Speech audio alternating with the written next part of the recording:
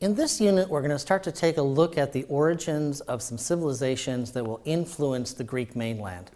As we look at Greece and we think about the Golden Age that we're going to talk about, we think about the formation of Sparta and Athens, we need to go back and figure out, in part, where did they come from? What were the origins of some of their ideas that led them on to greatness? In that context, there's two different civilizations we're going to look at to try and understand where the Greeks were starting from, if that makes sense. And in one case, what we're going to do is we're going to go out into the Mediterranean, and we're going to go to an island called Crete. Crete is off the mainland of Greece, out in the Mediterranean Sea, so it's not part of the mainland. And it's going to be an interesting place for us to take a look at, especially a famous city there named Knossos. And Knossos, you'll sometimes see it spelled slightly differently depending on the text you're using, but they're talking about the same city on the island of Crete that was very active and very powerful in the time period from the sort of the end of the age of bronze and into the age of iron.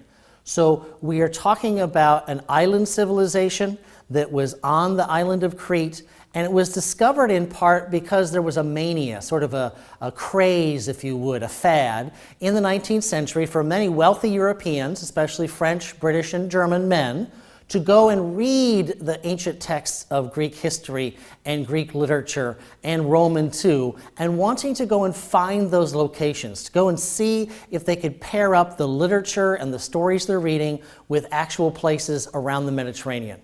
So people like Heinrich Schliemann and Sir Arthur Evans are going to go and find places. They're going to discover and do some serious archaeology. And then that archaeology, like we've talked about, that archaeological evidence then will be paired up with law codes, stories of warfare, and literature. And through all these different means, we'll come to a better historical understanding of places like the island of Crete. Now, what's fascinating about the island of Crete is that there is this, like I said, large city called Knossos. It appears to have virtually no military fortifications at all. Rather strange, since most of the other cities and other civilizations we've talked about so far have had a significant military presence. Many of them have created very sophisticated military machines in terms of walls and fortifications and moats. Lots and lots of different ways in which military technology has been suitable to help protect those places. So here's a relatively wealthy, it appears, civilization called the Minoans on the island of Crete, and they do not seem to have any significant military fortifications. Now, historians are kind of wondering about that. There's two simple explanations. One, they didn't have time and it just never happened. But it appears as if this civilization lasted a very long time. So then it would lead us to another sort of deduction, which is, well, maybe they didn't fear anybody. Maybe their control of the sea, maybe their control of sea lanes was such that they didn't fear any significant military outside invasion. So why would you invest a significant amount of time, energy, and money in military walls that were not useful or not needed? Anyway, what's also interesting about the palace at Knossos is it seems to be relatively sophisticated in its construction.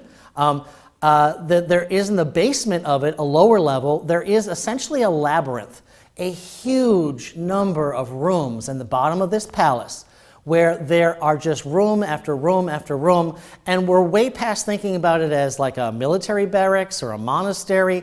It appears to be a depot, a place to store goods, olive oil, grain, whatever was necessary.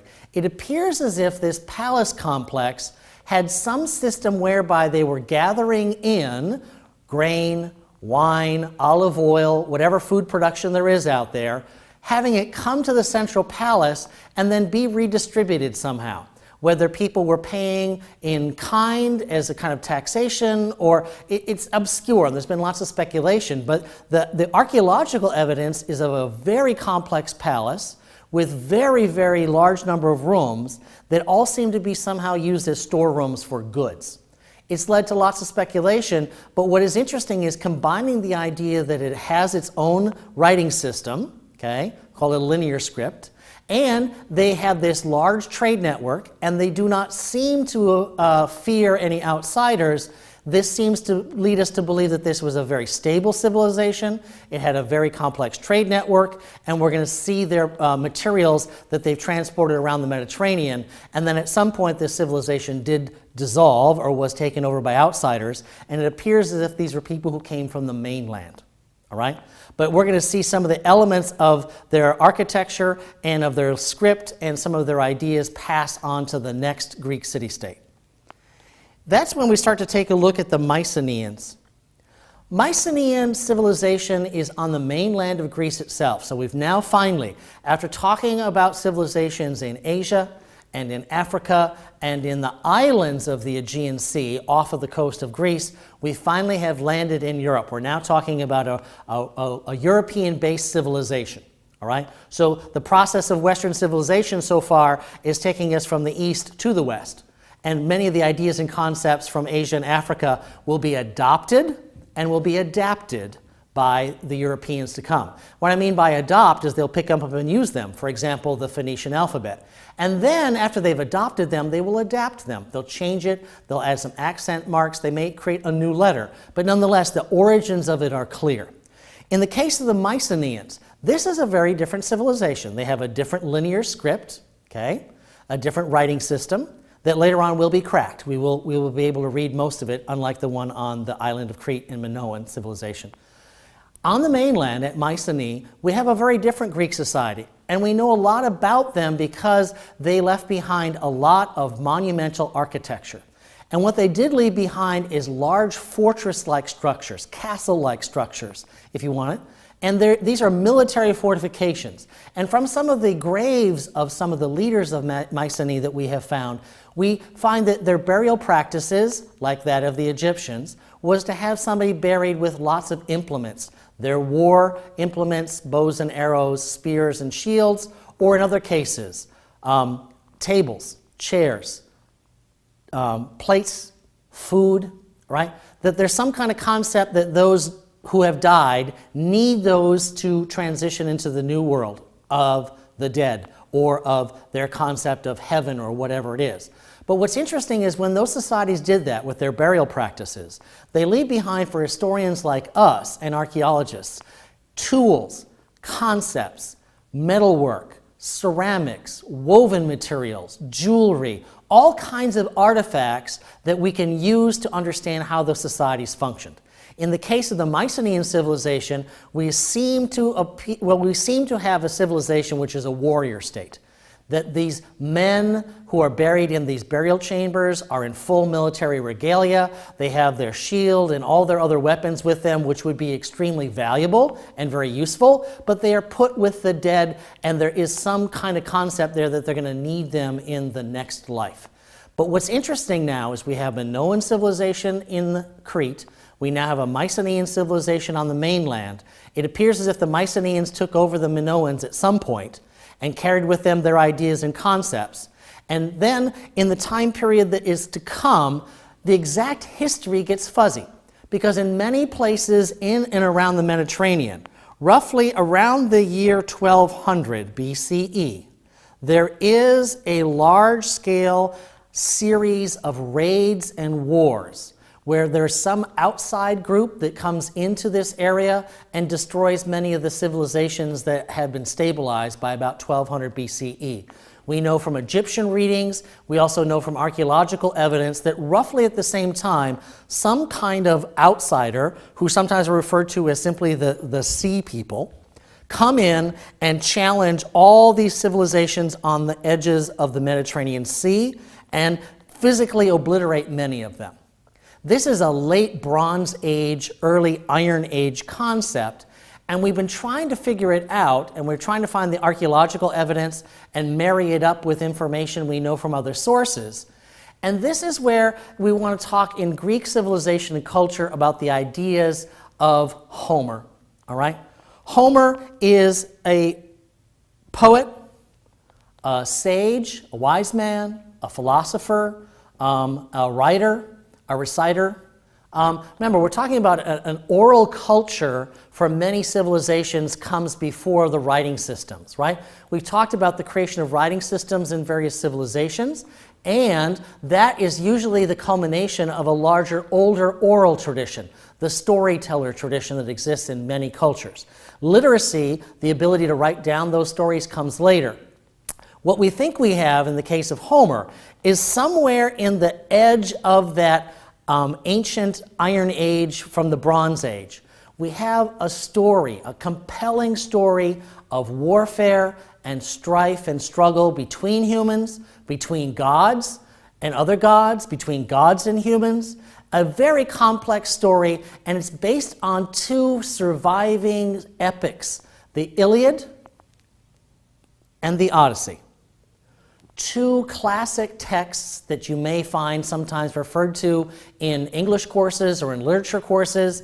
They have a compelling story. There's a significant amount of drama in them, lots of study on the nature of the idea of truth and justice, right? Concepts that exist in every human society. But what's interesting about the Iliad and about the Odyssey is that they focus on the great deeds of ancient Greek soldiers. And in essence, for some of you who might know the story, a woman named Helen is kidnapped. She's taken to a city in what looks like Turkey, right, referred to as Asia Minor, the city of Troy. And the story is of the Greek military men organizing to go and conduct a war with the Trojans. And the story is compelling, and I won't do a spoiler alert. I'm not gonna tell you how it ends. But what I would like to focus on for a second is inside Homer's work, both the Iliad and the Odyssey. On one hand, there's a compelling story. It's interesting, it's great literature, it makes for great movies. On the other hand, there's a couple other things we want to point to. One, Homer, in the process of telling a story, is also going to give us the sort of idea of a perfect man. And what is a perfect man? What is a real man like in his culture, in his society? What you see is that the Homer that we know lays out an idea that a real Greek man is an independent warrior. He's generous and kind with his fellow soldiers. He follows orders. He knows his place in the world. He knows that his duty is to serve and that his duty is potentially to even die in the service of his king or of his clan.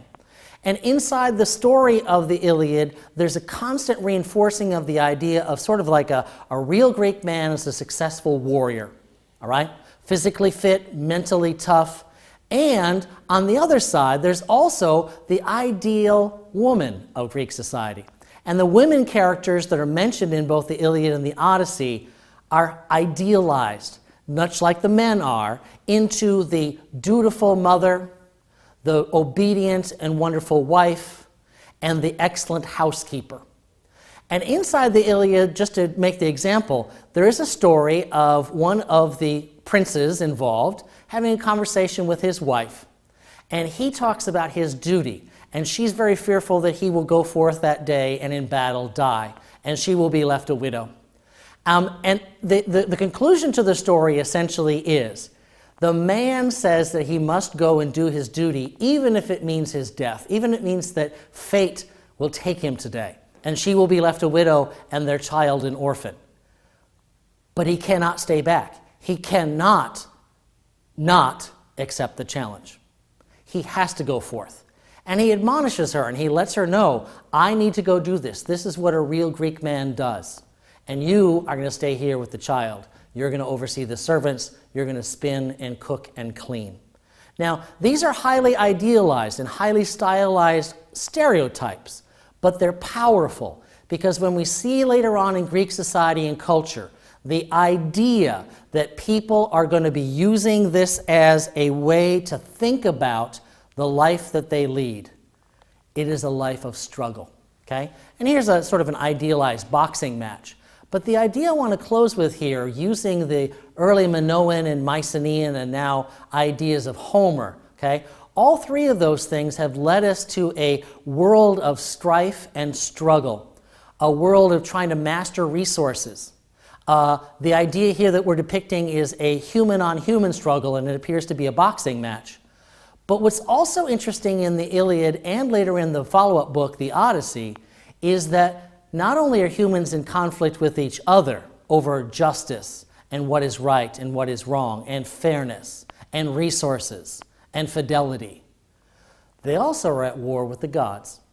Because in the Greek conception of religion, and we'll spend some more time on this as we go forward, the gods and goddesses are not aloof, living off somewhere. They are like the gods that we see in Mesopotamia and in Egypt. They participate. They are constantly involved in the lives of human people. And that's a very different kind of religious faith that they're going to be developing in Greece, where the idea of, say, free will, salvation, judgment day, that were very powerful ideas in both Egypt and Mesopotamia, are largely absent in Greek religious belief. Greek religious belief is polytheistic, it's ritualistic, but it's also going to be very strange in the sense that at times humans and gods are in battle with each other. Not theoretically, I mean hand-to-hand combat, and we know the God is going to win. Take a look at this area of your text. Make sure you have an understanding of how early Greek ideas and concepts from both Minoa and Mycenae and Homer, all three of those come together to offer you a better structure of looking at early Greek development, and make sure that you take a look also at your practice questions.